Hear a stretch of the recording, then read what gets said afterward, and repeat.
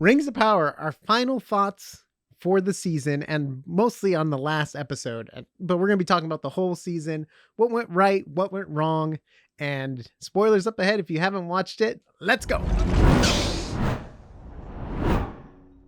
Welcome back to AsArt. My name is Nick and I got Kyle here with me. Pet goes with a 0 on Instagram. He's a super talented artist. Go check him out. And today, oh my gosh, if you haven't known, we've been following Rings of Power for a while. We did prediction videos, which I was right on predicting Sauron was Halbrand and also Gandalf is Gandalf. I really had to eat my words. I really did.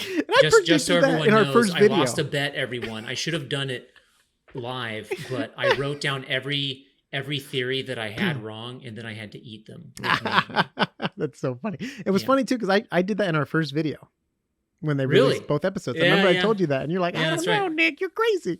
I'm like, Nick, he's going to be there under her nose the whole time. But let's jump into it. Let's start with Kyle's list.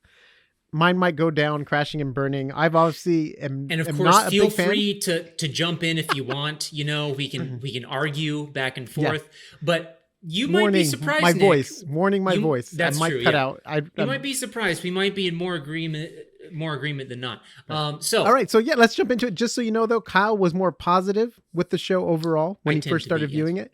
I was pretty much always negative, but I've been trying to look at it more positive, but it's really hard to look through some stuff. All right. So let's go for it. Yes. Okay. So before I get into just kind of going through stuff, I wanted to sort of summarize two different quotes from two different people. So the first one is, we made a promise to ourselves at the beginning of the process that we weren't going to put any of our own politics, our own messages, or our own themes into these movies. What we were trying to do was to analyze what was important to Tolkien and to try to honor that. Yeah. In a way, we were trying to make these films for him, not for ourselves. And this is a quote from Peter Jackson, who was the director of the Lord of the Rings trilogy. Right? And The Hobbit. And The Hobbit, right. And then the second quote is, we felt that this was this great epic that was distinct enough from what had been adapted before, but it had enough connections to be a little familiar. That's kind of been the watchword from day one, to do something different but familiar. And hopefully huge, epic, and awesome in its own right. And this is a quote from Patrick McKay, who is one of the lead writers and producers for Rings of Power. Okay, so he's one of the showrunners. He's a showrunner, yeah. Okay. And so you get these two different, I would say, sort of like North Stars, right? They're trying to go for in their creative thinking. So Peter Jackson, in a way, like he's trying to make it for Tolkien. He's trying to be true to the material as most as he can in the cinematic medium, versus, adapting a book. And the numbers don't lie. It paid off. Right. It was a home run. Right. Now with the other one, it's interesting because like I get what like Patrick McKay was trying to say, but I feel that the things that they chose to, make huge and epic and awesome, and also take what's familiar and make the connections. I think they did it. They made the connections in the wrong places for one, and I think they didn't explore the right spots. Right. That are dying to be expanded on. And I think what hurt them a lot is their writing style. It's called mystery box writing. So that's what J.J. Abrams came up with. It's this idea of you have a mystery box and you open the mystery box and there's another mystery box. You open the mystery box and there's another mystery box, which it's like Lost. Like Lost was very much a mystery box show, right? Like you're like, oh, it's a polar bear. Oh, it's an island. Oh, it's this. And you keep going down this hole of mystery boxes. And you can tell that they trained under J.J. Abrams because Lord of the Rings, there's so much lore behind it. You don't have to try to hide who Sauron is. And I think by trying to make that the mystery, try to make Gandalf like a mystery thing so people can talk about it and it could be trending like, ooh, who's Sauron? I think that hurt the story because that led them in a certain direction instead of just doing what's already there. So like at the end of the day also, and you kind of like, I feel hinted at this, Nick, is that like, people are, at least the showrunners for Rings of Power, I feel that there's some sort of corporate cash grab, right? Like they're trying to get eyes on screens. Yeah. They're trying to get trending on social media with certain, tropes and storytelling mechanics, right? To sort of game marketing, right? And it feels like it comes off as inauthentic. Sure. Right. Yeah. So yeah, like, I mean, that would be one of my peeves, but for the most part, my suspension of disbelief managed to cloak most of that, of which I can go into in more depth. But you know what? It was funny. I'm just thinking about this right now. It's kind of the Tolkien estate's fault and also Amazon's fault, because they only gave them the rights to the appendices. Right. So obviously they're working with they're not working with the Lord of the Rings books. Obviously there's a lot more content and writing and stuff. They're obviously, I don't know if it was too much to actually get the rights to other things, but they did have little stories in there which they could have focused on instead of doing like the big Sauron plot. You know what I mean? Right. They could have did Luthien and like, other love stories between humans and elves. And, like there's so much more content to pull from story wise, but they obviously chose this because everyone knows who Sauron is. Everyone knows who Galadriel is, and everyone knows who Gandalf is. And it's like, if we at least bring them and the Hobbits back, people might watch our shows because they watch the Peter Jackson show. And they quote Peter Jackson quite a bit. And they copy a lot of his shots quite a bit too. So it's like, oh, remember this? Like, this is the same world because of this and because of that. It's very similar. What would you say? Because you actually pay more attention to that than I do. Like, what would you say was the biggest shot that you kind of saw that they might have taken from Peter Jackson that you noticed? There's a lot though. I mean, you have when she's riding on the horse, you have when they're over the tree and the Noz, instead of the Nazgul, it's the orc going, and then she could have easily taken them all out. And you even have always follow your nose, and you have like, and at the end you have her, a queen, blah, blah, blah, stronger than the foundations of the earth. It's like, and it's like, and it's even like the similar kind of tones and stuff. And then even the fight scene with the wizards, like look at, he can levitate and push. And I think what hurt them too was so much magic in the fighting. Because in Lord of the Rings, there's not a lot of magic. I have a theory for that. It's done with like, fireworks. Obviously it's because it's a different time in the world, right? And then magic dies off the later it goes.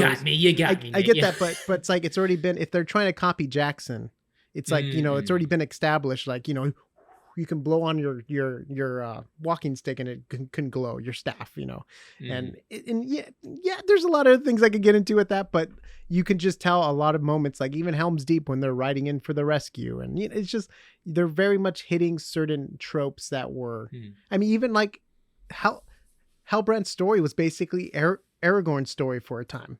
He doesn't want to be king. It's his bloodline. You know what I mean? It's like, I'm the man who doesn't want to be king, but it's like, you have to be king, pick up your sword and fight and all this stuff. So yeah, obviously it goes on. Right. We could go on and on about that. Yes. Okay. So I'll kind of go into just some of the, the stuff that I, saw that was interesting. So like, starting out with, the stranger chasing Nori, who ends up being one of the mystics in disguise, right? So I love that the mystic ladies thing, like that they thought that the stranger was Sauron. So like for just the slightest of moments, like maybe 2 minutes, it threw me off, right? I was like, wait, if everything I've been seeing and hearing is wrong, but then like, it was like a gotcha moment, right? And then like after 2 minutes, I turned to my girlfriend. I'm like, he's not Sauron. Like that's what it's like. He's a wizard for sure. Yeah. And then I'm good. I was like, really? Yeah, that's the line. Yeah. What is that? What does that remind me of? Is that the Iron Giant? I'm good, or I'm Superman, or whatever. Superman, yes. I am Groot. But however, I do love, and this is going into my theory, I still think it's not Gandalf, and I'll say why. It's totally Gandalf. So, please, Nick, don't rob this from me, please. No, I'm just gonna go for it. I love that it's hinting that we'll get to see the Lands of Rune in season 2. Maybe it could be another throw off. It could be, but the thing is that like I hope it's not, just because so little factoids about Rune, right? It's the Elvish word for east, really imaginative, great. And then so that's the thing. It hasn't really been depicted before or hardly talked about in the lore, right? Like, well, actually, it has been talked about in the lore to a decent amount, but like it's not like any characters have gone there, right? Except the Blue Wizards, which are a part of like the, like I would consider it apocryphal, right? And then Rune is also where the first elves awoke, right? It has history in that regard, into the history of Middle-earth. And some stayed behind it are known as the Avari, right? Okay. So they refused to go on the great journey west in the First Age, right? Where all elves migrated. And they don't have any rings, right? They do not. Rings of power, okay. No. And then in the Second Age, remember, 4 of the great dwarf clans currently call Rune home. They didn't migrate west until the Third Age, right? During the Orc and Dwarf Wars, which would be sick to see. That would be so sick, watching orcs and that was and the best part of the show.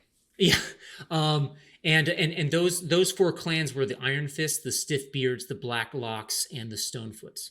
Right? Stonefoot. And then and I feel that just because now that they're heading to Rune to the east, I'm like, I hope it's a blue wizard. I still think. Like, because that's the thing, Gandalf didn't go to Rune. Gandalf didn't shoot him by a meteor. Okay, yeah, you're right. It's true. Gandalf didn't lose his memory, probably. Right? Yeah, he probably didn't lose his memory and have to walk around with heartfucks. And they're like, the 5 apple trees got burned. What are we going to do about food? And you know what? This episode, we saw them farming. A little bit. Did you notice that? Yeah. Mm-hmm. When they were talking on the hill, I'm like, wait, aren't these guys... nomads? Aren't they nomads? But they got to get food to keep walking, I guess. I guess so, and they just come back seasonally. Because they're 5 apple trees, man. It's like Mount Doom perfectly hit those apple trees. Like I was trying to, decipher halfling, migratory routes, and like, how does that work? How did they get to the Shire? Yeah. And then, so Celebrimbor's quote: "The sun itself started out as no bigger than the palm of my hand." Right. That was a great lore reference, right? So he's referencing the fruit of Laurelin, which became the sun. So that was the fruit, right? And then it eventually came the sun. After the spider consumed it, right? Exactly. Ungoliant, when Ungoliant consumed the trees. Which would have been really cool to see. Which would have been really cool. For the briefest of moments, more powerful than Morgoth himself. Right? I think he always was too, though, right? No, Ungoliant, because it was only after she consumed the trees, is my understanding, that she was she was huge too. And so, and then I also liked the design of the Eriador elf helms. How it's like that faded copper green with the alloy in it. Yeah. And like, just like, in fact, like I liked most of the city and the sets for Eriador. We just didn't spend enough time there. We did not, actually. And I will talk a little bit about that later. Was that the actual forge that they were trying to build? Or was that just the study still? That's the thing, right? They were talking about building a forge, right? It's like, what's the point of even talking about that in the story then? So was it already built? Or so I don't know. I don't know. So many loose ends in this season finale. And then jumping to Numenor, right? Like, I mean, I know they're just artists, but like, why would any guard leave a stranger alone with the king? And there's no one even at the door. Like, she was shouting down the stairwell for someone to come. And that king sprinted out of bed, somehow found the key, unlocked the door, and sat down. I was like, this guy did this in a matter of seconds? It's just like, he's a sprightly old codger. That tar paladin. He's Sauron. Yeah, he's... I would hate that, to have someone like draw my likeness when I'm on my deathbed. It's like, you couldn't get an old sculpture of me and just draw me off of that. Like, how about have one in my youth? I know he's gonna have a sculpture of him in bed, like, which was interesting too, because it was basically the same story plot we got from House of Dragon. An old man misinterpreted a message to the wrong person, which led to something, but in Rings of Power, we never got to see what that led to. So. We never got to see that. We're probably going to see it next season, and we're going to have forgotten about it. So we'll see.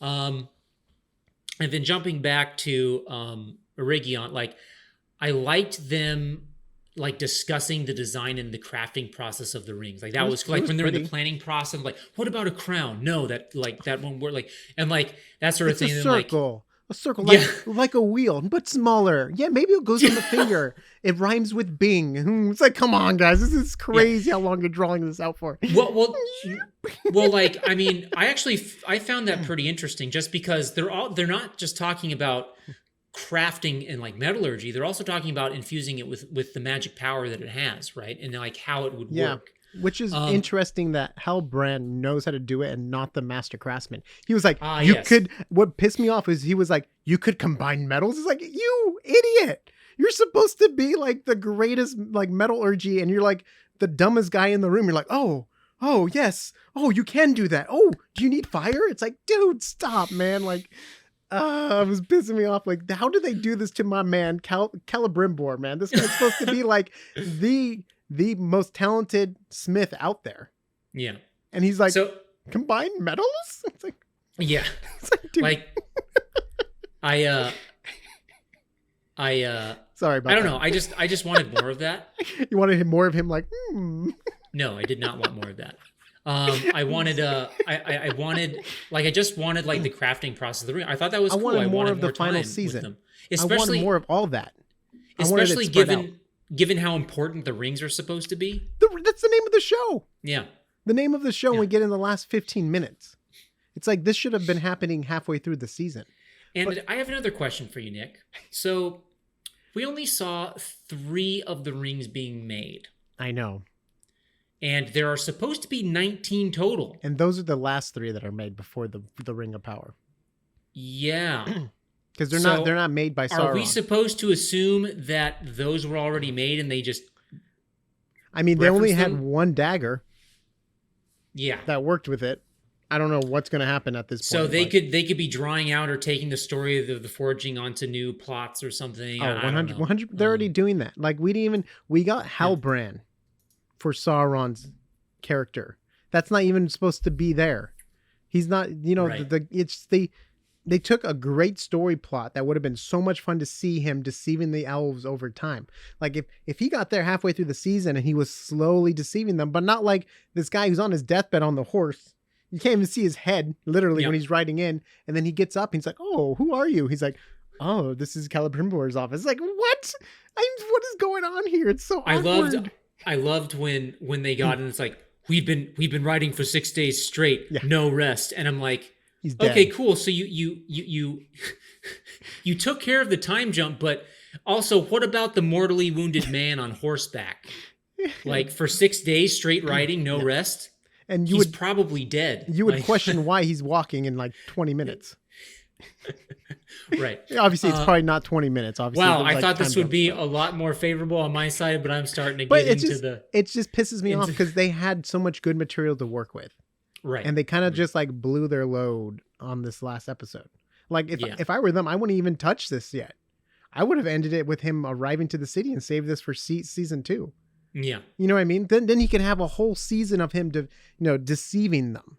And right. Sherlock Galadriel. Oh my gosh. I mean, once he says like, it's the key to the dam or like something like that, I'm like, and she like, key to the dam. It's like, you didn't even know there was a key to the dam. You were on the ground. No one knew there was a key to the dam except for like 2 people. And I was like, no. You cannot use that as your way of like, oh, he's evil to the key. That's something Sauron, it's like, what? Like,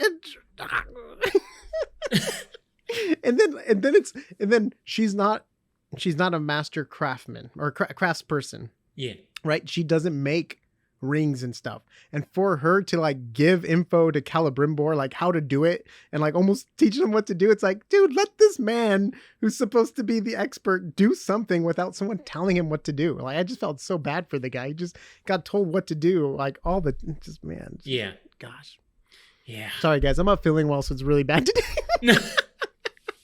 Anyway, but it pissed me off that they had to condense it all, and this is what they had to do to condense it. And it's just like, everything has to happen within minutes. And it's like the last season of Game of Thrones. Daenerys just wants to burn everyone. And it's like, wait, what? Like, what? You know what I mean? It's just like, what's happening here? Like, it just happened way too quickly. Yeah. And like, I mean, to that point about cramming everything in, like within a few minutes, like, I mean, in the Silmarillion, like Sauron only had a direct hand in creating 16 of the 19 rings, right? Yeah. And like the 3 elven rings were crafted by Celebrimbor alone, right? Mm-hmm. Like, but in this series, Sauron literally touched the mithril Yep. ore that was going to be in the ring. So yep. does that count as him not having a hand in it, or does it? Because he wasn't there when they actually forged stuff, but I don't know. I don't know how the rules work in this universe. Yeah, because Galadriel was quoted as saying, like, they must be for the elves alone, untouched by other hands, right? So, like, I'm like, well, that's kind of already out the window, considering, but, Yeah, and it's interesting, too. I thought they were going to go your route, where you thought the dwarves were going to get the rings first, which they do. Maybe it's... Yeah, I think it's dwarves and then men but then that's all Sauron making those rings. Yes, that's true. That's why he was able to corrupt them more. Exactly, yeah. Like and that's the thing also, well, I'll get to that. Yeah. But it was just a lot going on, and then the reveal of Sauron. Were you a fan of the reveal of Sauron? Or did you know? Did you know kind of once he got up and he was healed and he was talking to... When did you know he was Sauron? When he had the talk with Galadriel and he talked about, it's like, oh, like you say, like you saved me, and like they played the first notes of like Sauron's theme. Oh. Dun.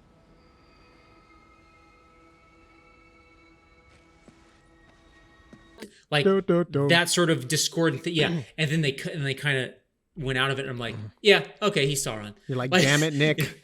Yeah. No. Yeah, I kind of was like under my breath, like, he was right.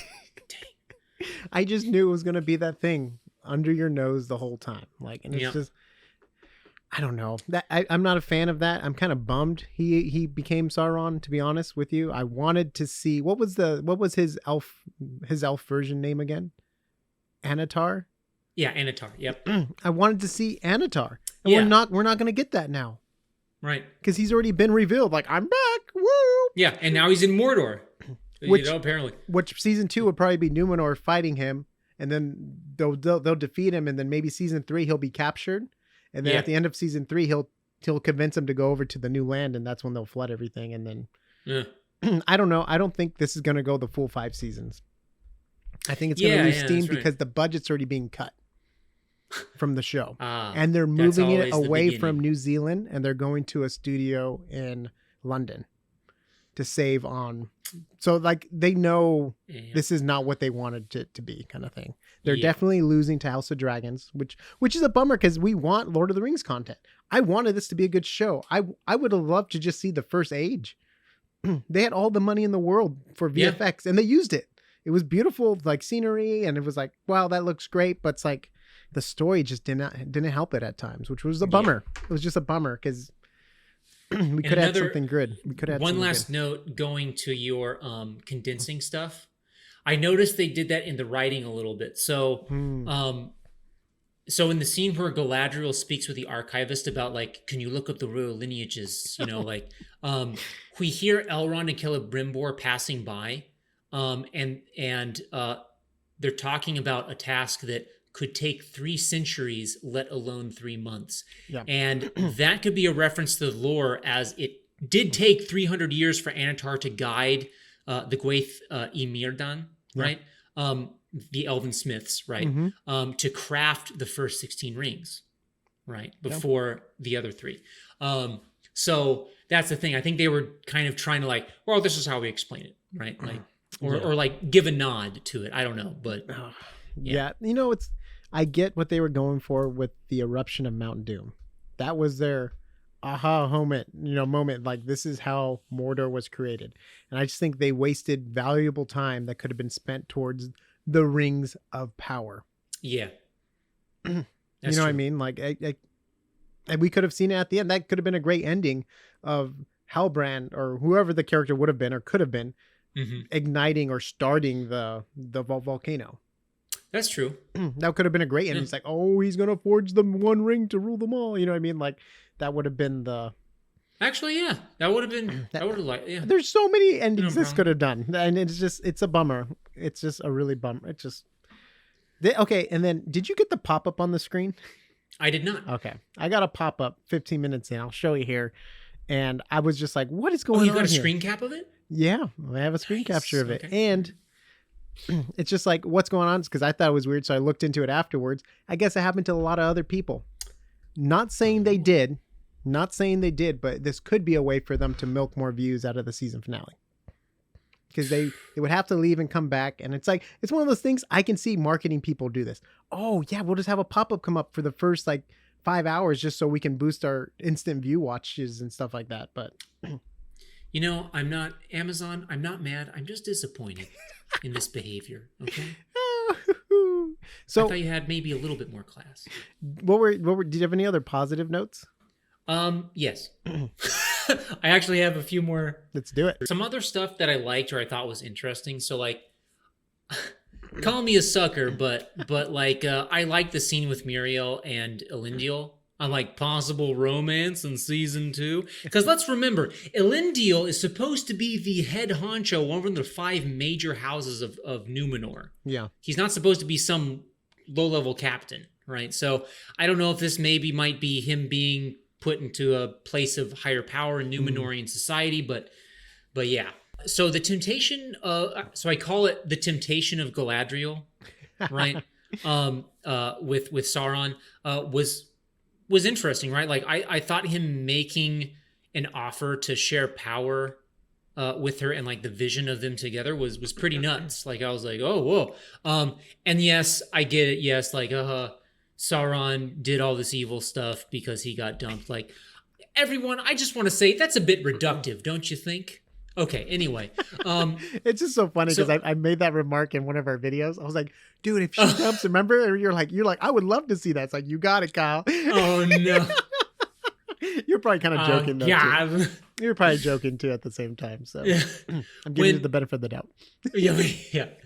When he talks about Morgoth's defeat and his desire to do good, is technically a reference from the lore, right? Now whether this was genuine or a means of avoiding punishment from the Valar, another lie. It's right. That's the thing. It's unclear, right? And he's freaking Sauron, so Sauron the Deceiver. Exactly. I don't know how she fell for this for all 8 episodes. She's freaking Galadriel. She knew right away, when he was in his elf form, that he couldn't be trusted in the books. She was just oh, I have a bad feeling. Elrond was like, ooh, no, this guy's, he's not good. And Celebrimbor was more yes, the power. The promise of greatness. And then the line where Halbrand says on the raft, stronger than the foundations of the earth. I'm that's from Galadriel. That's one of my most favorite scenes from the Lord of the Rings trilogy is her kind of freaking transforming a little bit and envisioning herself with the power of the ring, right? Wait, were you talking about the animated version when she dances around? Or no. And in place of the Dark Lord, you will set up a queen. Dark but beautiful and terrible as the dawn! Treacherous as the sea! By the way, we covered the animated. We covered all the animated Lord of the Rings here. So much fun. I mean, I thought they were a little better than this. I'm scared. All right, let's keep going. I don't want to get into that, but just check it out. We love Lord of the Rings here. So also another thing that I kind of have a pet peeve about because it's a huge piece of the lore and the world. Her husband. So tell me, where is Gandalf? Huh? Her husband. That I've already mentioned that, but so Elrond mentioned he was orphaned.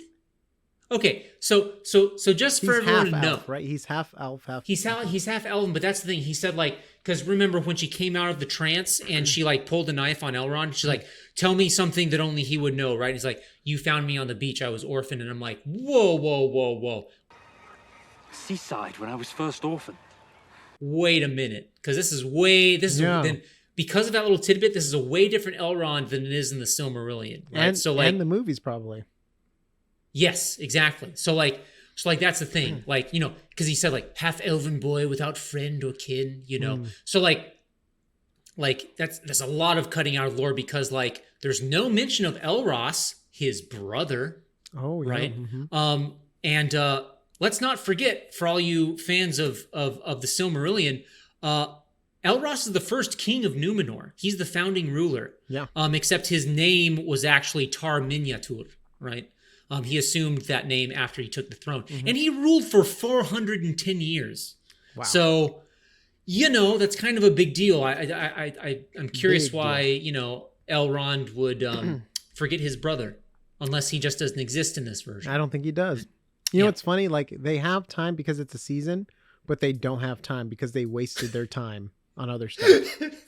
I love that. The Rings of Power. They have time, but they don't have time. I mean, there was literally episodes where we made no progress forward in the story. That's true. And it's just like, and it's so interesting. I don't know what the writer's goals were, but you would think, like, if you wanted to hit, they had enough time. Now, this is basically the trilogy, the Lord of the Rings trilogy. They could have did, it's like around this same amount of runtime. Wow, you're right, Nick. And so it's like, man, they're really missing a lot. There's just no tension really. It's because everything's so rushed. You know what I mean? Like, because like we don't even get a chance to like feel the deception going on in that final episode because it happens so quickly. By the time we even get to feel it, he's gone, and they're like, we have to make these rings now or else we're gonna die. It's like, what are 3 rings gonna do? Like, just by putting them on, it's like, with our powers combined, and they put like a shield around, like maybe summon Captain Planet. I don't know. It's just so funny because like you would think they would need enough for every. Right. If that was the story, why they have to leave, and it's just makes no sense. And then my last thing is, I got a little choked up when Nori said bye to her dad. but that was the only one. Like, that whole goodbye scene. Like, by the time that proud fellow, I forget her first crap. I forget the character. Sam. Huh? Sam. Sure, we'll call her Sam. Once Sam came to rush to actually say goodbye, I was like, all right, guys, let's tie this up here. All right, you said your goodbyes, and so and then they were on their way, right? And then of course we have Gandalf saying, "Whoa, Freudian slip." We have the stranger. It is Gandalf saying, "Always follow your nose." I still don't think he's Gandalf. I don't want him to be. I don't even know if that's a book line. If in doubt, Enoch, always follow your nose.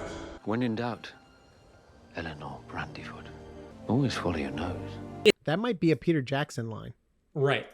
I think so. And it's like, if you're saying a direct quote of Peter Jackson, like that, he's so iconically, well, maybe for me, because I repeat so much of the quotes of the movies all the time, but like you can't get more Gandalf than that.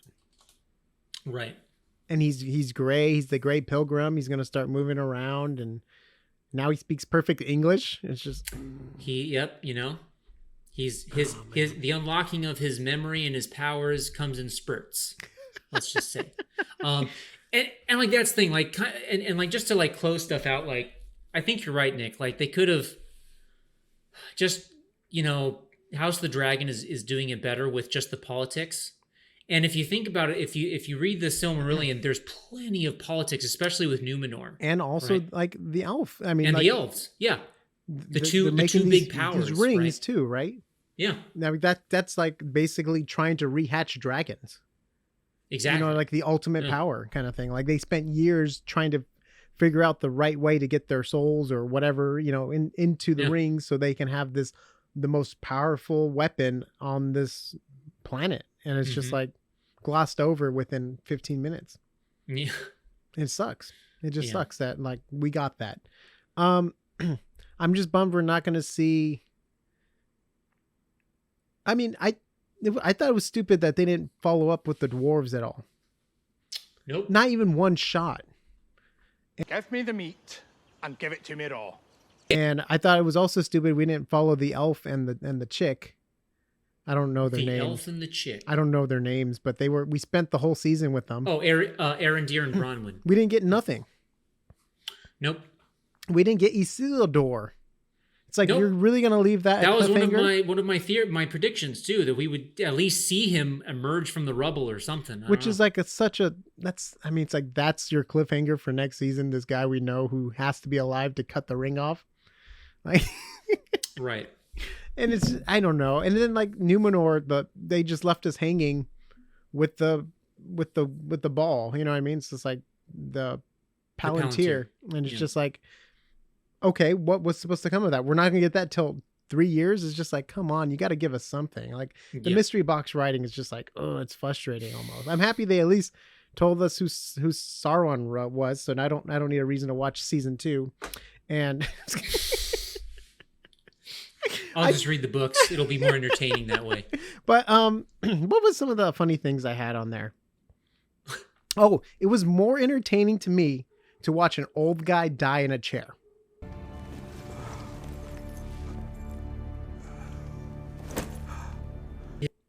Than to watch this series. Yeah. It really was. And you know why? Yeah. Because we were connected to that character.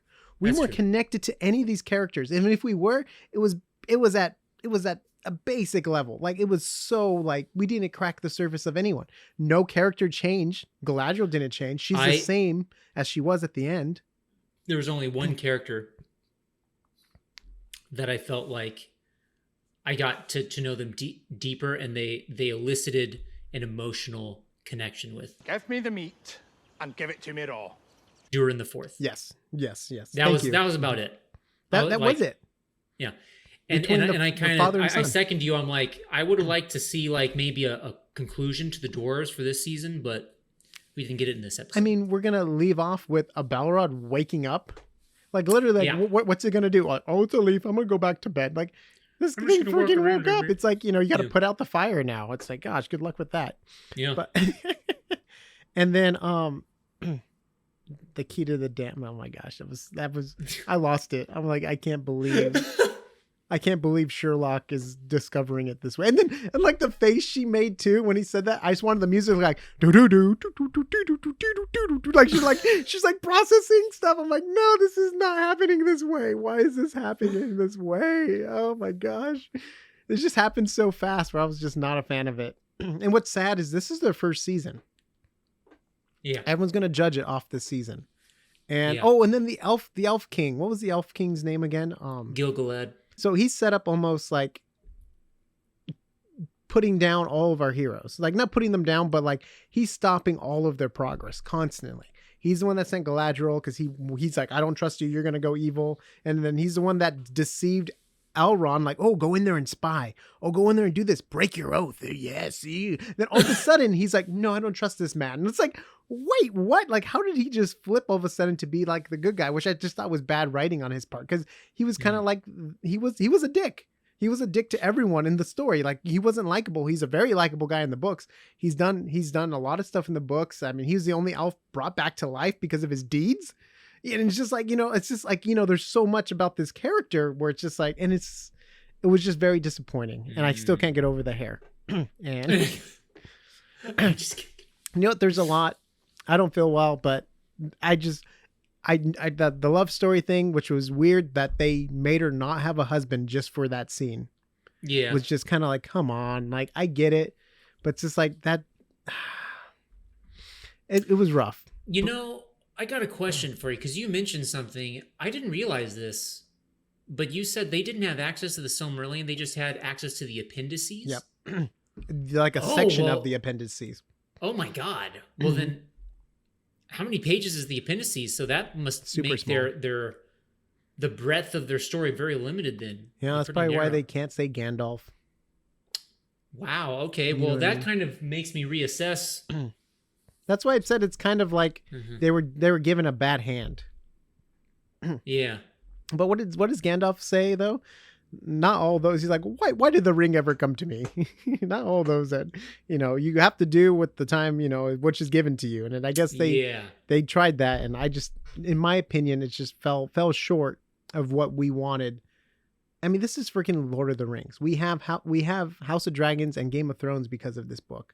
We have fantasy lore because of this book. Like, without this book, we don't have a base for fantasy.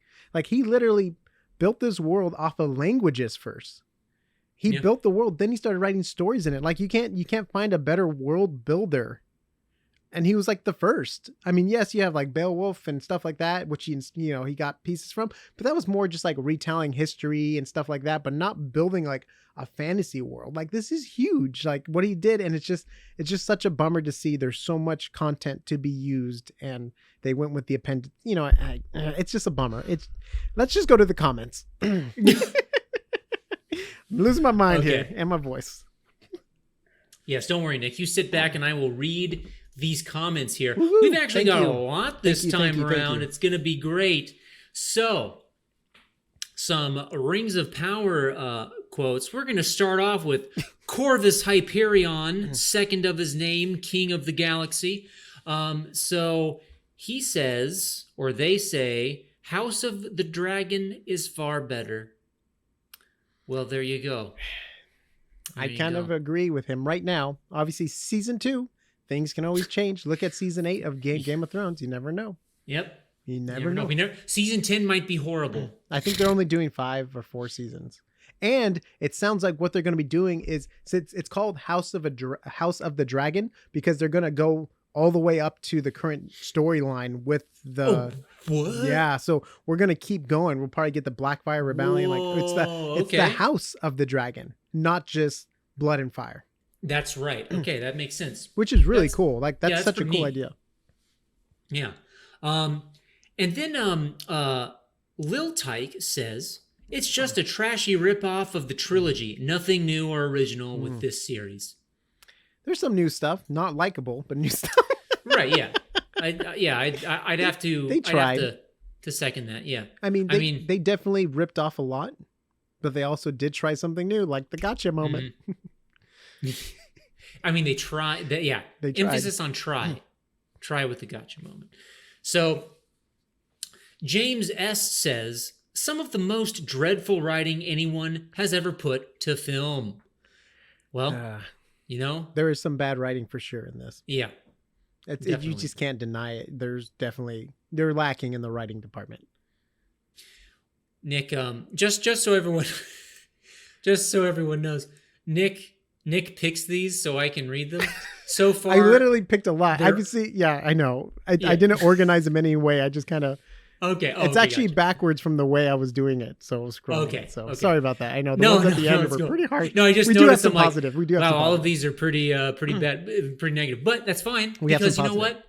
If our audience sees something that's negative or positive, we just gotta see what they think. So like Oat Lord, part of a balanced breakfast. Thank you for coming back. Yes, says what a freaking mess. You should have started off the video this way. I should have. Yeah, I should have started off with Oatlord's quote there.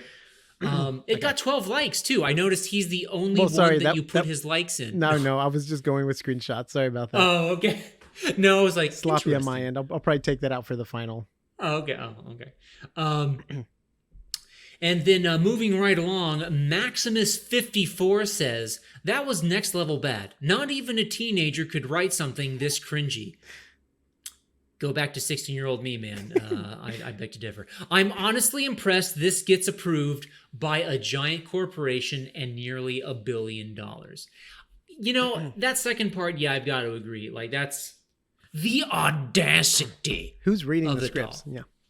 Huh? Like, who's reading the scripts? People that want to make money, probably. Right. Maybe it's a part of the monkeys and typewriters thing. Or it was just a really good pitch. They could have pitched it so well where they're like, oh my gosh, this sounds amazing. You know what I mean? Yeah. And it's just the pitch failed and it happened. All right, guys. So hear me out. Okay. So we got, something like that. And then my favorite day of the week, Friday, says, just sad. I'm crying over the they made. So yeah, sorry, we have some positive ones coming. Are they? No, it's cool. It's cool. I mean, I'm kind of curious. Like, I mean, are these tears of bitterness? Are these tears of loss of perhaps a childhood experience you had with the books? It's also Lord of the Rings. People are very attached. No, that makes sense. I'm like what? Where's the sadness coming from? I'm very curious. I'm definitely more attached to Lord of the Rings than I am Game of Thrones. I'd have to agree with you on that. I am too. I love Game of Thrones, and I've become a huge fan of it. Right. But I've been loving Lord of the Rings for so much longer. Also because it's child friendly, and I don't even know what the target audience was for this, too. So which is interesting, but yeah, that's true. I don't know either. It's the same thing with She-Hulk. I'm curious who the target audience was for that superhero show. But anyways, let's keep going down the road. Okay. Yeah. And then Deceiver says, this show turned out to be the silliest comedy I've ever seen. Knee slapper. No, knees, yeah. Really curious to know what Deceiver's funniest moments were. Kind of curious. I mean, probably when they ripped off every, follow your nose. Yep. And then Z-Band Art says, obviously Hot D is the better show, but Rings of Power still is a fun sideshow. They need to tighten up their dialogues and pacing for next seasons. Yeah. Yes, I would have to say this is very much like an Oakland sideshow. Z-Band, where it's just cars at intersections going around in circles and people watching. That's what we got. So, and then Phobos Productions says finale was great, to be honest, even though it is not true to canon. All right, so someone who was entertained and thought are you not entertained? Right? Yes, yeah, exactly. Phobos, you are a true gladiator. All right, so Elisa Casanovas says, "Welcome back." Welcome back. Did I miss something? What happened to the half-elf orc dude? Oh, that's another story plot that was totally left out. Yep, Adar. Yeah, where is he? What's he doing? I am definitely enjoying Hot D more. How can they recover from this disaster? Sadly, it was a shadow of Lord of the Rings and made it as a complete comedy. Again, someone saw it as a comedy, not a fantasy. That's good. Comedy, at least it's tears of joy, like you're getting laughter out of it. That's true. It's bringing the audience something, right? And then Nemo Mark says, Nick, at least on the point, the VFX are the best for a series. A recap video for the work of the graphic designers. They made a successful visual. You may not agree. You have to discuss it. Yeah, me and John talked about doing a VFX review. If he can't with his schedule, maybe me and Kyle will do a VFX breakdown, because there's definitely some like cool shots they did with especially with the Force perspective with Nori and the Stranger. Obviously, it would be fun to break down. I think VFX Artists React already did one. They released it right away. And I didn't get a chance to watch it yet, but there's a lot of cool VFX, a very heavy CGI compared to the original. On the VFX Artists React, like, were they like, that's pretty solid, or were they like, I need to watch it? I just saw their thumbnail. Oh, okay. It's on my list to do after I gulp down some medicine. So yeah. Just to coat your throat. Oh boy. Throat coat, please. Tea.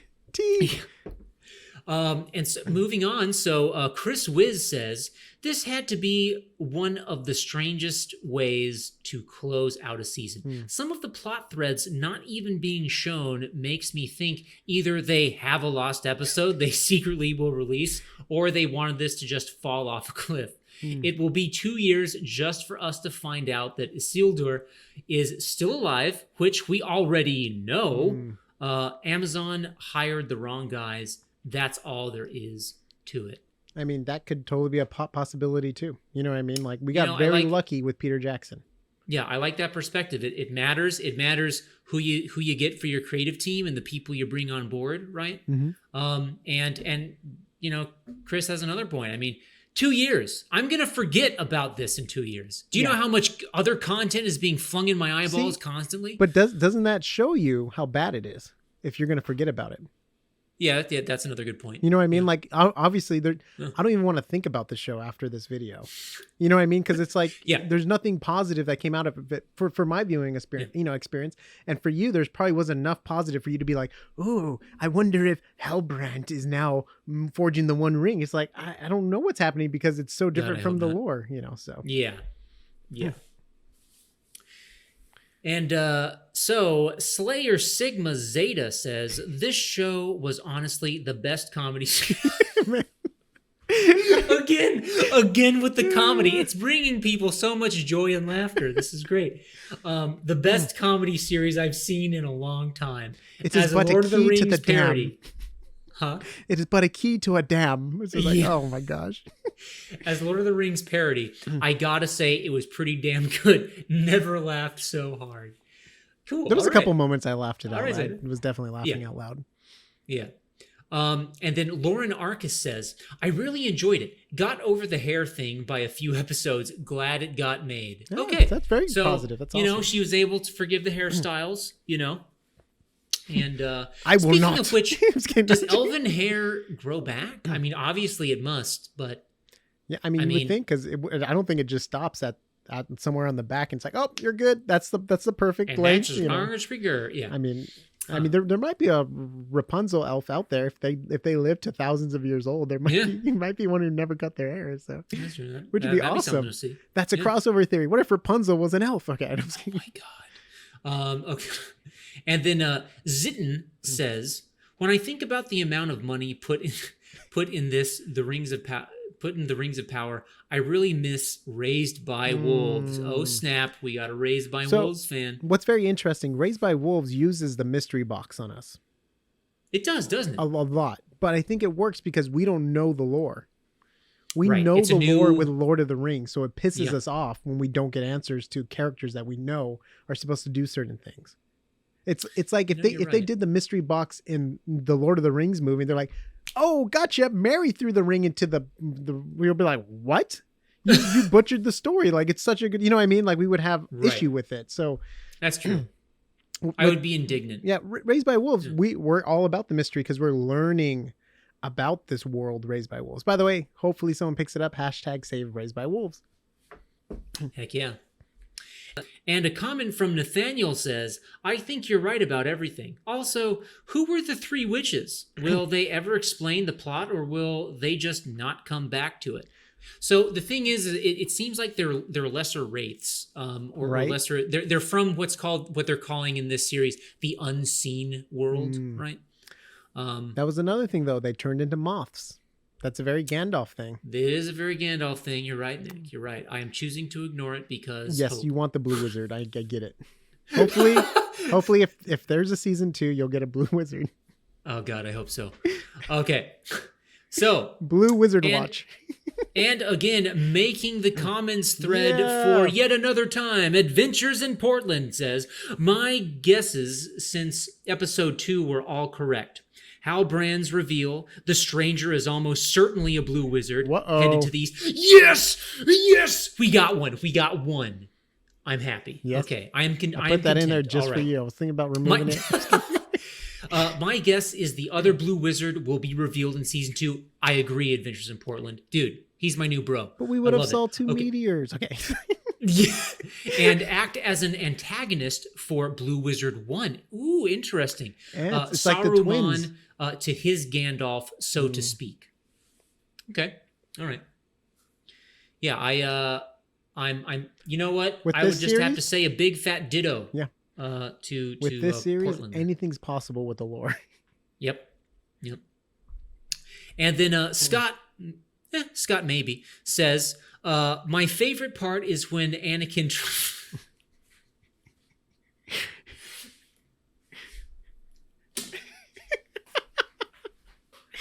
Oh, that's awesome. Yeah, oh man. Prequels. You can tell I don't proofread I didn't proofread this one. I want his reaction. All right.